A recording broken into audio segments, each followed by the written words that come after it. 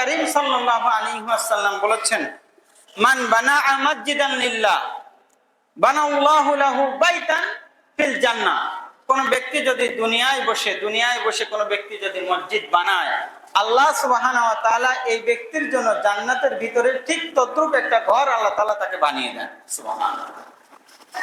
রাসূল কারীম সাল্লাল্লাহু আলাইহি ওয়াসাল্লাম বলেছেন, মানুষ যখন মৃত্যুবরণ করে, আমরা সকলেই জানি যে তার কতগুলি আমল জারি থাকে। তার মধ্যে 1 নম্বর হলো, কোন ব্যক্তি যদি মারা যায়, আল্লাহ সুবহানাহু ওয়া তাআলা এই ব্যক্তি যদি ভালো কোরআন পড়তো, মানুষদেরকে কোরআন শিখাতো, এই ব্যক্তির এই কোরআনটা জারি থাকে, কবরে বসে সে সওয়াব পেতে থাকে।